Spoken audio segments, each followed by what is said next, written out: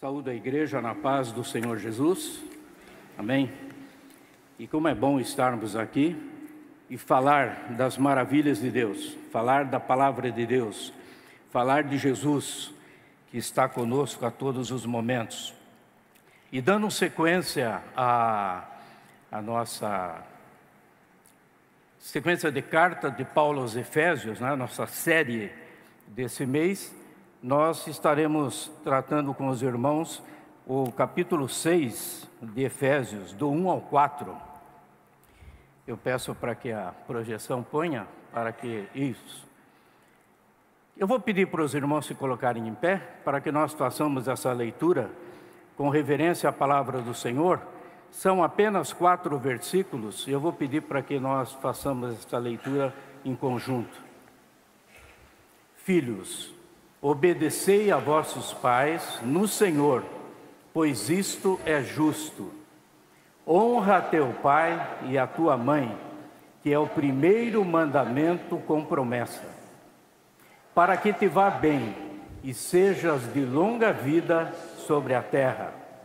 E vós, pais, não provoqueis vossos filhos a ira, mas criai-os na disciplina e na admoestação do Senhor. Amém.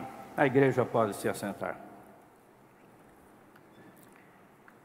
Esse texto que nós lemos, o tema da nossa mensagem será Pais e Filhos com Jesus. Antecedendo esse texto, conforme nós podemos verificar na nossa Bíblia, nós temos em Efésios 5, 22 de 22 a 33, que trata o lar cristão, marido e mulher. Então, nesses textos nós temos quais são os direitos, quais são as obrigações do marido e da mulher.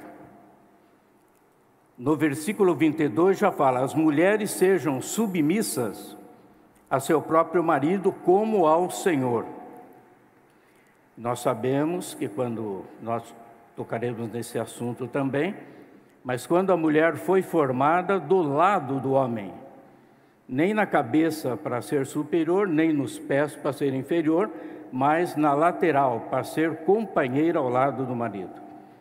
No versículo 23, porque o marido é o cabeça da mulher, como também Cristo é o cabeça da igreja, sendo este mesmo o salvador do corpo. No 25, maridos, amai vossa mulher, como também Cristo amou a igreja e a si mesmo se entregou por ela. No 28, assim também os maridos devem amar a sua mulher como ao próprio corpo. Quem ama a esposa, a si mesmo se ama.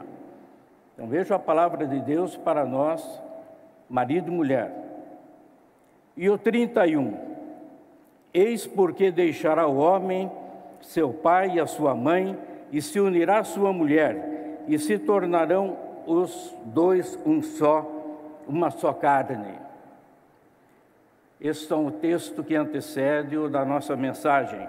E posterior a esse texto, nós temos o texto que fala de direitos e obrigações dos servos e senhores, que é exatamente do capítulo 6, do versículo 5 ao 9. E o que é isso? Como nós sabemos, a Bíblia é um manual para nós em todos os meios. E aqui nós vemos também os direitos e obrigações, tanto dos empregadores como dos empregados, dos senhores, empregadores, patrões, né? E está na palavra do Senhor: não façais ameaça, né? Ameaça aos funcionários. E direitos e obrigações também dos servos. Nós que somos servos, empregados, funcionários, colaboradores, fazermos tudo do melhor, que tudo que fizermos é para o Senhor, não apenas para agradar aquele a quem paga o nosso salário, cumpre essa responsabilidade. Muito bem, mas o texto nosso, da nossa meditação, até na tua Bíblia, como na minha, tem filhos e pais, né? O lar cristãos, filhos e pais. Mas o título da minha mensagem exatamente é Pais e Filhos com Jesus, porque sem Jesus nós não podemos fazer nada. E nós iniciamos até com Agostinho de Hipona, ele usou essa expressão: o Novo Testamento está oculto no Antigo Testamento e o Antigo Testamento está revelado no Novo Testamento. Ou seja, assim, de Gênesis a Apocalipse, temos toda a ação e revelação do Deus Pai, do Deus Filho e do Deus Espírito Santo. Eu até fiz questão de citar Agostinho, porque Agostinho também é um exemplo bom de família cristã. Porque Agostinho sempre foi uma pessoa desregrada. Ele era filho do Patrício e da Mônica. Tanto que a Igreja Católica a trata como Santa Mônica. E a história que nós temos é que a mãe dele, Mônica, orou 32 anos pela conversão de Agostinho. E foi exatamente aos 32 anos que Agostinho experimentou a conversão religiosa, quando ele leu a carta de Paulo aos Romanos, e ele se converteu. E então nós vemos aí a influência de uma mãe orando a vida toda pelo filho e a conversão do filho, transformando em bispo de Hipona, né? E um homem muito conhecido, conhecido como Santo Agostinho. E nós vemos até que Martinho Lutero era um monge agostiniano, né? E segundo os teólogos, os estudiosos, se Agostinho vivesse lá pelo ano de 1516, 17, quando foi a reforma, ele seria um dos reformadores, porque todas as palavras deles, as falas deles, levavam exatamente para isso. E Agostinho, em cima disso, aliás, Lutero, em cima desses conhecimentos de Agostinho, ele proclamou aquelas 95 teses e a reforma em 1517, conforme nós comemoramos os 506 anos no domingo passado. Muito bem, então nós dividimos nossa mensagem e o primeiro tópico dela é pais e filhos com Jesus na criação, porque Deus fez tudo maravilhosamente na criação, até Ele formar, primeiro Ele fez tudo para depois formar o homem e a mulher, né? Então, recapitulando, desde a criação registrada lá em Gênesis, os 2 primeiros versículos da Bíblia, né? No princípio criou Deus os céus e a terra, porém estava sem forma e vazia. Havia trevas sobre a face do abismo, e o Espírito de Deus pairava por sobre as águas. Não havia nada. E Deus criou. No versículo 3, Deus disse, o primeiro dia, haja luz, e houve luz. E Deus fez separação da luz e das trevas. E da luz Ele chamou o dia e as trevas noite. O segundo dia, no versículo 6, haja firmamento no meio das águas, e houve o firmamento. O terceiro dia, no verso 9 e 10,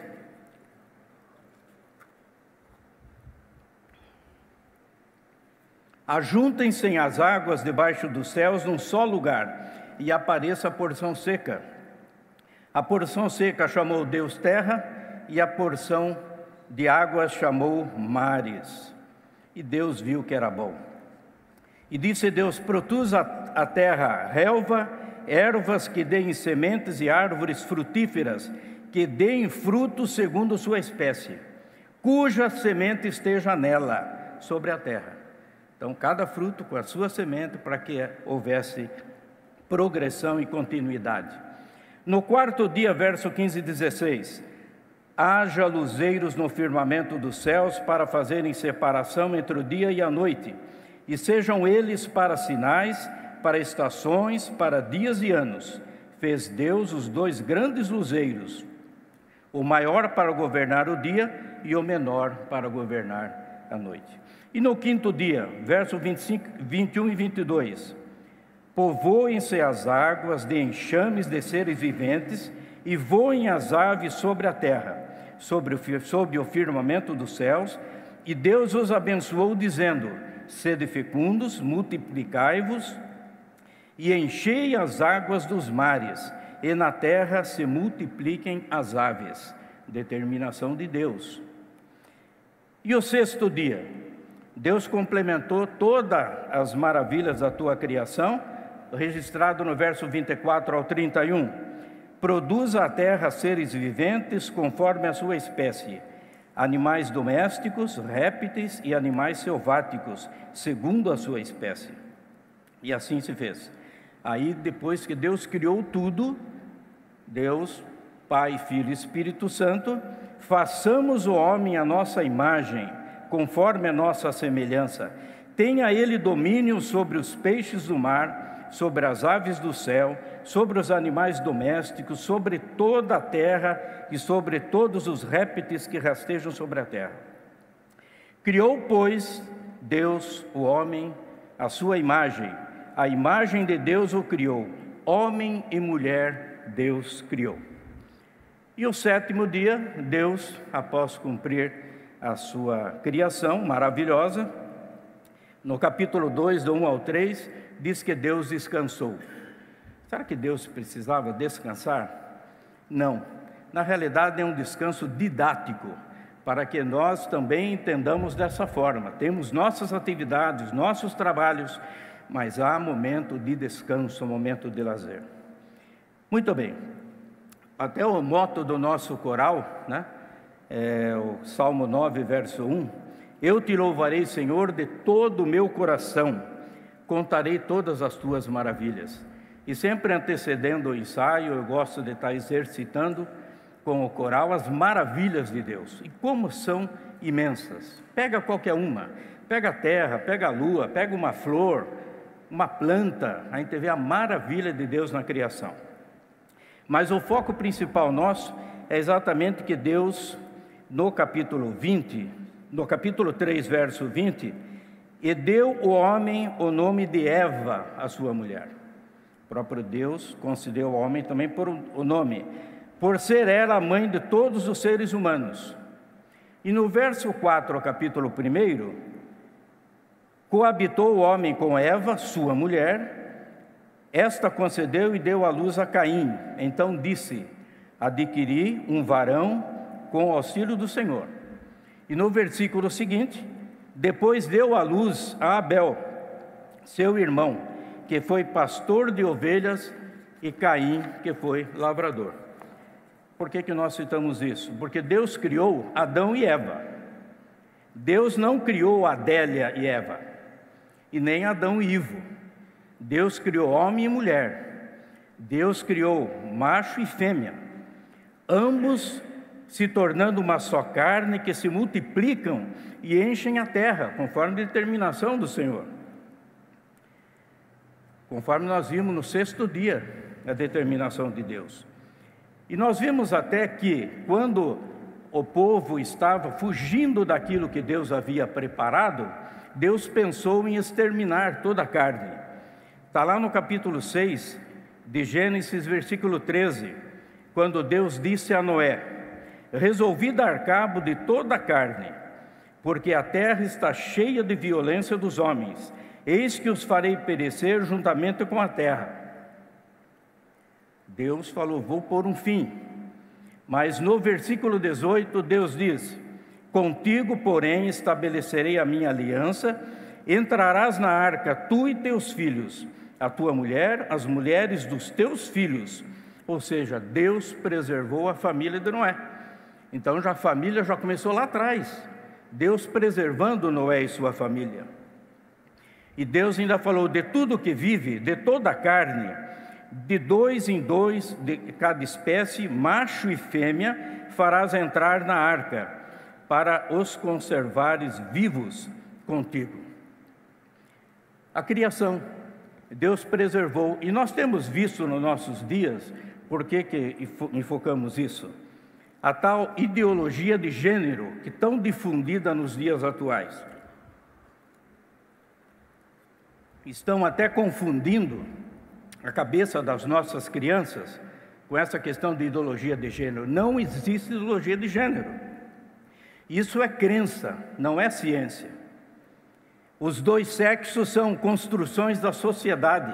Não, os dois sexos é a criação de Deus. É homem e é mulher. Não existe meio termo.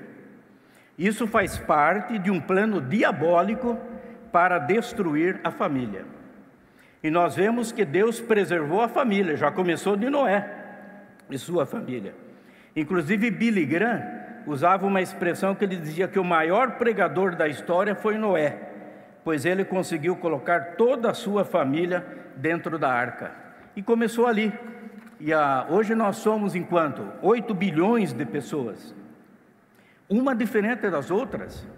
Ninguém tem uma digital igual a outra. Ninguém tem a pupila dos olhos igual ao outro. Hoje até nas clínicas, nos condomínios onde nós vamos, tem aquela identificação facial. Tiram a sua foto, você chega, ele libera ou não. Maravilhosa a criação de Deus. Então, mas é preservação da família. E o segundo ponto para nós é pais e filhos com Jesus na missão. E se estamos aqui, nós ainda temos uma missão. Uma missão como pais, uma missão como filhos, porque um dia nós daremos conta. Um dia nós prestaremos conta da nossa vida.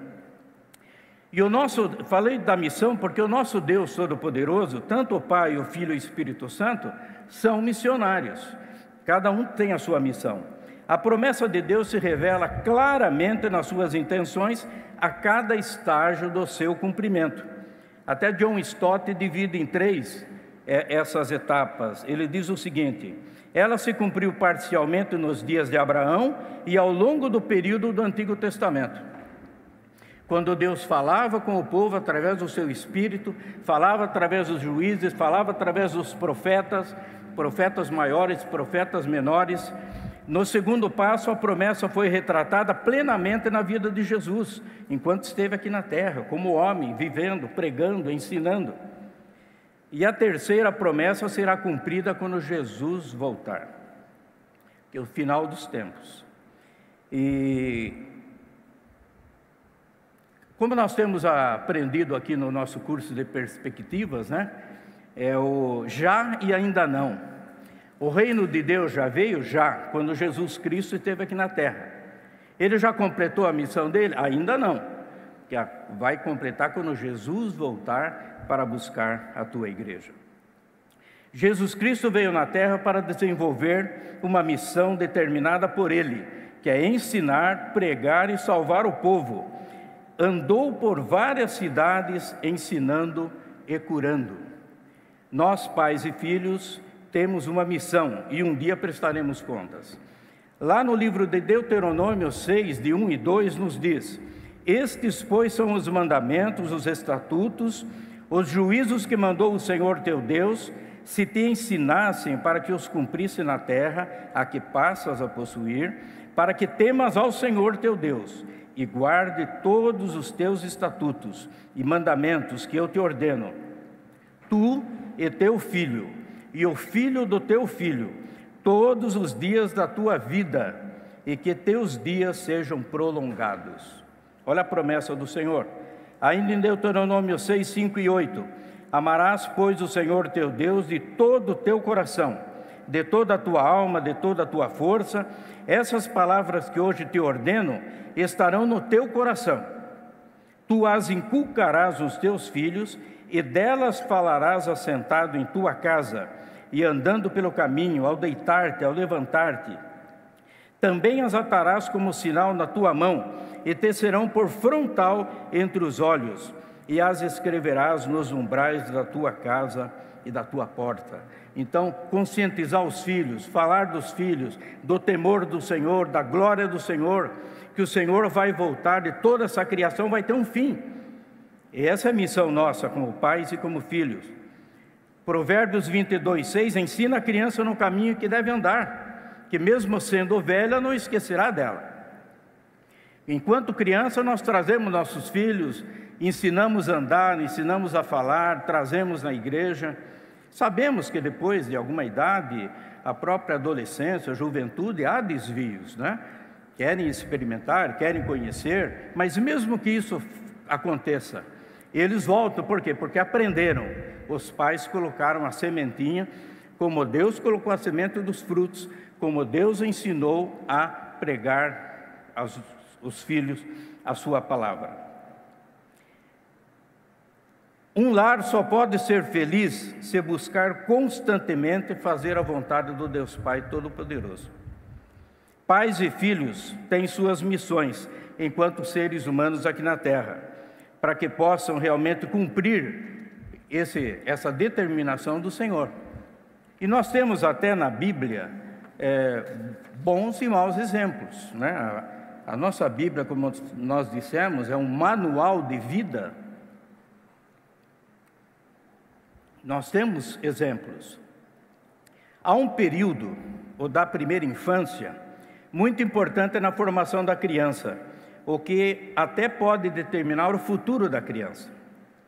Justamente nesse período, o filho sempre coloca o pai num pedestal, né? Ele é o mais bonito, ele é o mais inteligente, né? Tudo é com o pai, né? Os mais experientes, na década de 70, nós tínhamos uma série que era Papai Sabe Tudo. Então era tudo era papai. E hoje também não é diferente, né? Até as crianças aprontam alguma coisa, a mamãe fala, você vai ver a hora que o pai chegar, né? Vai falar com o pai.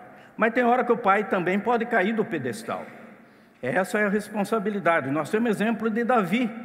Davi foi um grande homem com grandes testemunhos, mas ele falhou na criação dos filhos. Ele até se arrependeu, mas nós, lendo a Bíblia, vemos as consequências foram trágicas para os filhos de Davi. Mas nós temos um bom exemplo, o exemplo de Josué. Josué, com a sua família, em tempos difíceis de crise, serviram a Deus. Deus falou com Josué lá no capítulo 1, verso 9. Não te mandei eu? Sê forte e corajoso, não temas, porque o Senhor teu Deus é contigo, por onde quer que andares. E lá no capítulo 24, verso 15, Josué registra: porém, se vos parece mal servir ao Senhor, escolhei hoje a quem servais, se aos deuses a quem serviram vossos pais, que estavam além do Eufrates, ou aos deuses dos amorreus, em cuja terra habitais. Eu e a minha casa serviremos ao Senhor. Essa foi a fala de Josué. Ele não declinou, ele manteve. Então esse é um bom exemplo para nós. Então as mães preparam suas filhas para o futuro, cuidarem dos seus lares. Marido e filhos serão felizes se forem cuidados por uma mãe zelosa e temente a Deus, cumprindo Provérbios 22:6. Pais, não provoqueis vossos filhos a ira, mas criai-os na disciplina e na demonstração do Senhor. Tanto o pai como a mãe não devem demonstrar afeição por um dos filhos, em detrimento ao outro. Esse é outro ensinamento que a Bíblia também nos traz. Hoje a nossa sociedade normalmente tem um filho só, né? Mas ou tem dois, ou tem três, né? Mas não ter afeição por um só. E nós temos exemplos. Jacó, o pai da mãe, aliás, Jacó era o queridinho da Rebeca, né? Ele era o queridinho dela, e Esaú era o predileto do pai, porque era o caçador, trazia caças para ele. Houve consequências nefastas, nós sabemos da história de Esaú e Jacó. E Jacó não aprendeu a lição, porque depois ele fez isso com José, né? Deu aquela túnica, tá lá, criando ciúme nos irmãos, e os irmãos, tudo era ele, né? Ainda chega José, ainda relata os sonhos que ele teve para os irmãos. Coloquemos no lugar dos irmãos. Eu sonhei que vocês curvaram para mim porque eu era o líder. O irmão mais velho já queria pegar para a orelha, né? Com certeza. Enfim, o pai tem que cuidar bem dos filhos, sem favorecer mais um do que a outro. E filhos, obedecei vossos pais, pois isto é justo. conforme nós lemos versículo 2 e 3. Honra teu pai e a tua mãe, que é o primeiro mandamento com promessa, para que te vá bem e tenhas longa vida sobre a terra. Então, qual é a missão dos filhos? Honrar pai e mãe. Ah, mas meu pai não foi um bom exemplo. Ah, minha mãe não foi um bom exemplo. Mas é teu pai e é tua mãe. A Bíblia fala para você honrá-lo. Honra da melhor forma, ora por ele, visita ela, perdoa se for o caso. Mas honra pai e mãe. E o terceiro tópico, aí é pais e filhos com Jesus na salvação. Nós vimos pais e filhos na criação, nós vimos pais e filhos na missão e agora na salvação. A primeira frase que nós vemos de Jesus na Bíblia, no Novo Testamento, está registrado em Marcos, que é o primeiro evangelho que foi escrito entre os anos 50 e 60, o capítulo 1, verso 15. O tempo está cumprido e o reino de Deus está próximo. Arrependei-vos e crede no evangelho. É isso que Jesus chegou já ensinando.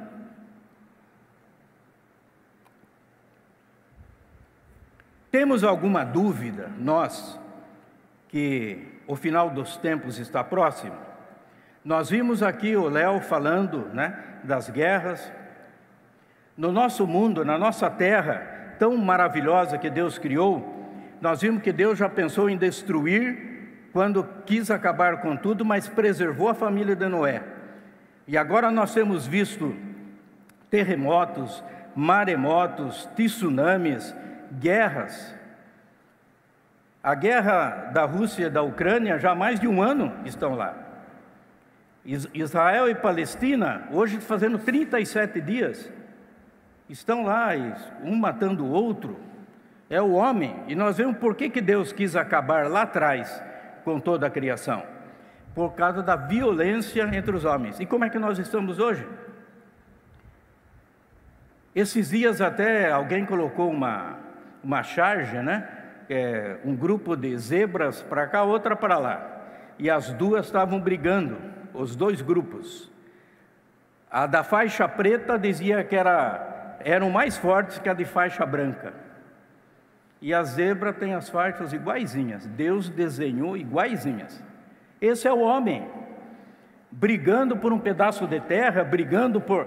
Meu Deus do céu! Então, nós precisamos estar atentos. Não podemos fazer terrorismo na igreja.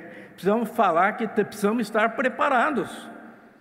Porque, segundo os especialistas, os que estudam tudo isso, os ingredientes para uma terceira guerra mundial estão aí. Estão todos preparados. Alguns defendendo outros defendendo outros. E sabemos que os países hoje têm armas poderosas. Armas de fogo com mísseis direcionados, conforme estão fazendo. E tem as armas químicas, que se soltar a arma química não sobra ninguém. Então isso nós temos que estar atentos. Como estamos preparando nossa família para o final dos tempos? Que todos nós temos um tempo de vida útil. Como dizia o pastor Áureo, uma hora ou outra vai chamar a nossa senha. E a hora que chamarem a nossa senha, a nossa família está preparada? Precisamos estar preparados. Tem um pastor americano que é o Voddie Baucham. Ele é um pastor americano, conferencista, professor, plantador de igrejas e escritor. Ele, em suas conferências, ele tem muitos livros, voltados diretamente para as famílias. E ele tem uma frase que é: se os pais têm criado seus filhos para serem médicos, advogados, esportistas, músicos, mas não os criam para honrar e obedecer a Deus, eles fracassaram. Tem o ditado popular: filho de peixe, peixinho é. E os filhos de crentes são crentes também? Essa é a questão. Todos querem Jesus Cristo como Salvador. Sempre nós vemos, Jesus Cristo é o meu Salvador. Mas Ele é o Senhor da sua vida? Ele é o Senhor de tudo que você faz, de tudo que você tem? Todos queremos Jesus Cristo como seu Salvador. Mas para que Ele seja seu Salvador, Jesus precisa ser Senhor de tudo em sua vida. Na sua vida pessoal, só Deus sonda o coração. Nem o marido conhece o coração do homem, do marido, da esposa, nem a esposa do marido. Mas Salmo 139 diz: sonda-me, ó Deus, e conhece o meu coração. Prova-me e conhece os meus pensamentos. Na vida familiar, cada um de nós temos nossas missões e responsabilidades a cumprir. Na vida profissional, o nosso presidente da empresa, diretor, gerente, chefe, esperam muito de você. Mas pode ter certeza que Jesus Cristo espera muito mais, que você dê testemunho dele lá onde você trabalha também. E na vida espiritual, Jesus garantiu presença constante ao nosso lado, desde que queiramos. Está lá Apocalipse 3:20. Eis que estou à porta e bato. Se alguém ouvir a minha voz e abrir a porta, entrarei em sua casa, e ele ceará, e cearei com ele e ele comigo. Vê que Jesus não é intruso, ele bate na porta. Se abrires, ele entra e ceará. Amós, registrado em Amós 4:12, prepara-te, ó Israel, para encontrares com o teu Deus. Assim nós precisamos estar preparados como pais e como filhos. A frase que Josué deixou: eu e minha casa serviremos ao Senhor. Billy Graham usou uma colocação que ele disse: manjedoura está vazia, porque Jesus cresceu. A cruz está vazia, porque ele venceu. O túmulo está vazio, porque ele ressuscitou. Mas o trono está ocupado, porque Jesus está no trono, intercedendo por nós, como nosso advogado, para o dia do juízo. E no dia do juízo, quem de nós não queremos ouvir o que está registrado em Mateus 25:34? Vinde, benditos do meu Pai, entrai na posse do teu reino, que vos está preparada desde a fundação do mundo. Eu quero, e com certeza você também quer ouvir isso. Jamais eu quero ouvir o versículo 41. Apartai-vos de mim, malditos, para o fogo eterno, preparado para o diabo e seus anjos. Não, eu quero outro, e com certeza vocês também.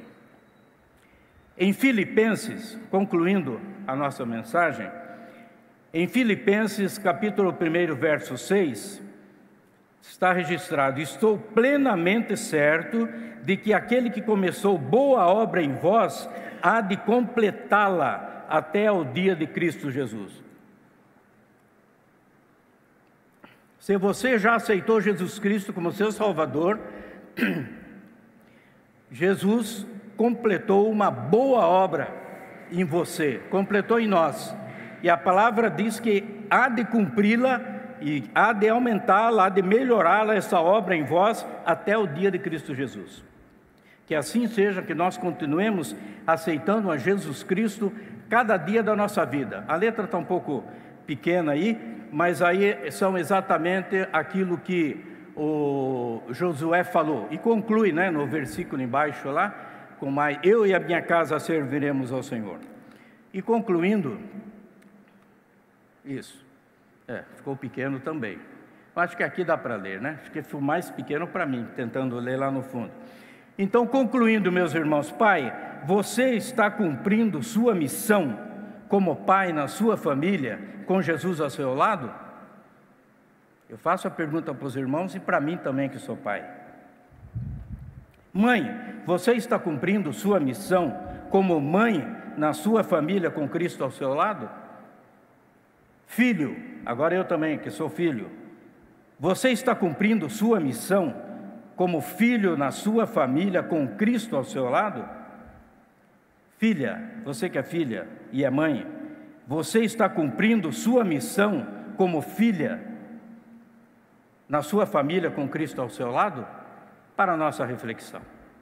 Que o Senhor Deus nos abençoe, que nos capacite para que possamos cumprir aquilo que Ele espera de cada um de nós. Eu quero orar pelos irmãos. Feche os seus olhos, vou encerrar com uma oração.